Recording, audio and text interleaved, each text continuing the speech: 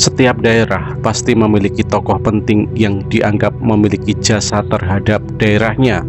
Penghargaan dan penghormatan masyarakat terhadap orang yang dianggap telah memiliki jasa tersebut biasa dengan cara memelihara makamnya, mengenang hari sejarahnya, membuat cerita tokoh dan jasa yang telah dilakukan semasa hidupnya, dan kemudian berusaha ditanamkan kepada generasi berikutnya. Giri Bolo adalah sebuah gunung cilik pemakaman Cina terletak di Desa Bolo, Kecamatan Kauman, Kabupaten Tulung Agung. Gunung tersebut telah menyimpan sejarah seorang resi dan pertapa sakti dalam rentetan sejarah Babat Tulung Agung yang kisahnya melegenda. Menurut buku Tulung Agung dalam rangkaian sejarah Indonesia dan Babat yang diterbitkan oleh Dinas Pariwisata dan Kebudayaan Kabupaten Tulung Agung pada tahun 2007, diceritakan bahwa di Gunung Cilik ada seorang pendeta wanita yang menamakan diri Resi Winadi. Selain menjadi pendeta, ia juga menjadi empu yang sakti. Salah satu bukti kesaktiannya yaitu dibuat sebuah pusaka yang keampuhannya bisa merontokkan daun-daun dan menumbangkan pohon beringin, serta bisa mengalahkan pusaka sakti milik Pangeran Kalang. Pendeta tersebut sebetulnya adalah Putri Roro Kembang Sore. Putri yang termasyhur dengan kecantikannya tersebut adalah putri dari Pangeran Bedalem dari Kadipaten Betak. Putri dituduh oleh Pangeran Kalang yang tak lain pamannya sendiri telah berbuat asusila dengan Pangeran Lembu Peteng, putra Raja Majapahit. Fitnah tersebut mengakibatkan gugurnya Pangeran Lembu Peteng yang dibunuh ayahnya sendiri. Sedangkan Putri Roro Kembang Sore bisa meloloskan diri. Sampai sekarang bekas pertapaan Putri Roro Kembang Sore banyak dikunjungi orang untuk berziarah dan juga menjadi tempat penyadranan. Pengkhianatan yang dilakukan oleh Kiai Kasan Besari atau Kiai Besari terhadap gurunya sendiri, yaitu Kiai Pacet, yang disebabkan oleh hasutan Pangeran Kalang, mempunyai luka tersendiri bagi Resi Winadi. Resi Winadi yang merupakan seorang pendeta wanita di Gunung Cilik sebenarnya adalah samaran dari wanita cantik nan rupawan bernama Roro Kembang Sore. Kala itu Roro Kembang Sore tengah berbahagia sekaligus mengulang duka. Ibundanya Roro Mursodo mengunjungi putri yang sudah lama tak dijumpainya. Roro Kembang Sore menangis di pangkuan ibundanya. Sementara itu dibelai-belainya rambut Roro Kembang Sore dengan penuh kasih sayang. Semuanya sudah berakhir, ucap Roro dengan rasa pesimis. Roro Mursodo ikut menangis melihat penderitaan putrinya. Ia pun juga harus mengalami hal yang pahit. Pangeran Bedalem suaminya kini sudah tiada. Begitu pula dengan Roro Inggit yang merupakan adik dari Roro Mursodo. Tak dapat dipungkiri betapa dalam luka hati Roro Kembang Sore. Kala itu ia baru pertama kali merasakan kobaran asmara seorang lelaki. Selama ini baginya tak ada laki-laki yang mampu memikat hati. Dan suatu sore di Taman Sari, Kadipaten Betak, hatinya mulai mengembang. Penglihatannya semakin segar, tak kalah sesosok pria gagah perkasa datang menghampirinya. Pria itu adalah Pangeran Lembu Peteng. Kembang Sore yang tak pernah melihat pria serupawan Pangeran Majapahit itu langsung saja jatuh cinta. Begitu pula dengan Pangeran Lembu Peteng. Seolah terbius dengan kecantikan Roro Kembang Sore, Lembu Peteng lupa akan tugas yang diberikan oleh Kiai Pacet. Lembu Peteng seharusnya terus mencari keberadaan Kiai Besari dan Adipati Kalang. Namun apalah daya, keduanya sama-sama berdarah muda, sama-sama belum pernah merasakan bagaimana cinta itu dapat terasa. Dengan malu-malu Kembang Sore mempersilahkan Lembu Peteng untuk duduk di sampingnya. Mereka bercerita kesana kemari bak burung pipit yang sedang dalam musim kawin.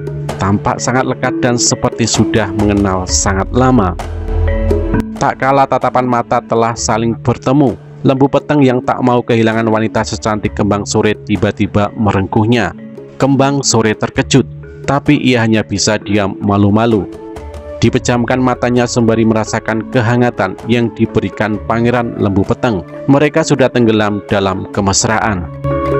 Sementara semburat senja kala itu menjadi saksi di antara pertemuan indah mereka. Namun mereka berdua tak sadar bahwa ada seseorang yang tengah mengintai dari kejauhan. Dialah Pangeran Kalang yang merupakan buronan Kyai Pacet sekaligus paman Kembang Sore.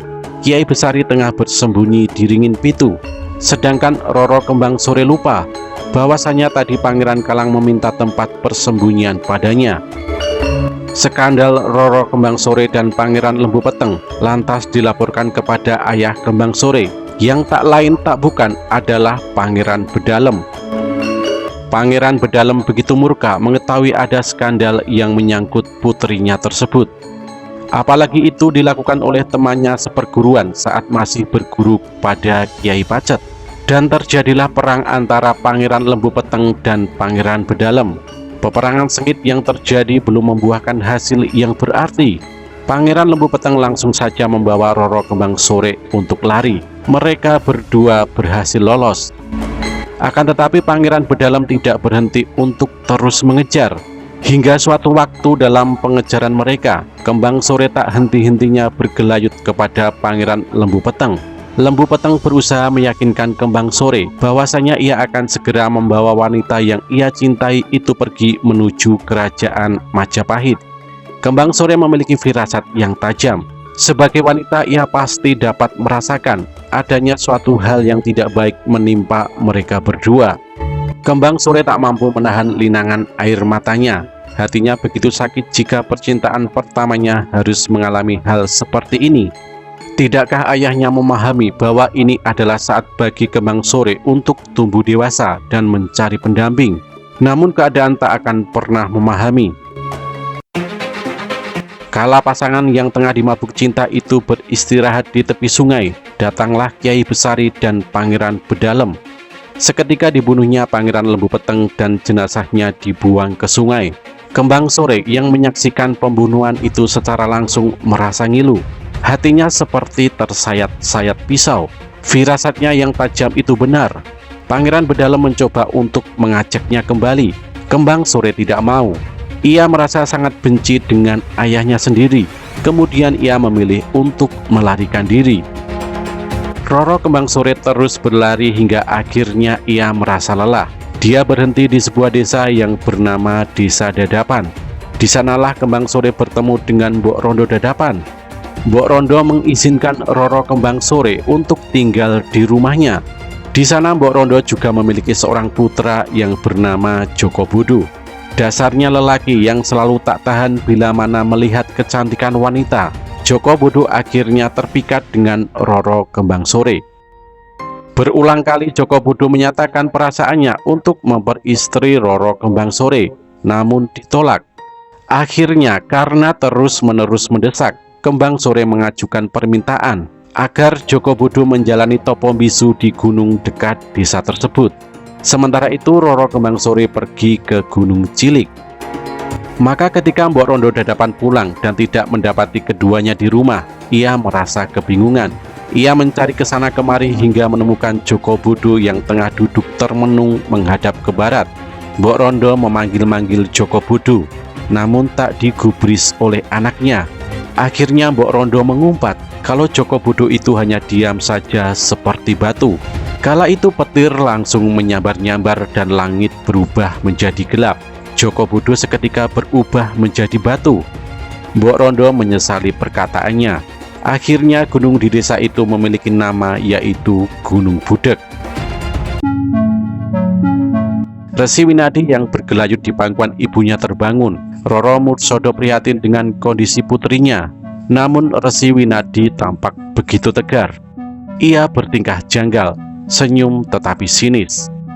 Sebentar lagi Adipati Kakang akan habis. Dan benar saja, kala Adipati Kalang menuju Gunung Cilik berkat konspirasi yang dilakukan Resi Winadi dengan anak buahnya. Dan pada saat itu Adipati Kalang terkejut bahwasanya Resi Winadi adalah Roro Kembang Sore yang merupakan keponakannya sendiri. Rasa malu dan bercampur takut membuatnya ingin melarikan diri dan selanjutnya dikejar-kejar oleh pasukan Patih Gajah Mada. Roro Kembang Sore mungkin lega, namun karena rasa cintanya yang begitu besar kepada Pangeran Lembu Peteng, ia memilih untuk bertapa hingga akhir hayatnya. Seorang wanita yang pernah tersakiti akan membalas 1000 kali lebih kejam daripada rasa sakitnya.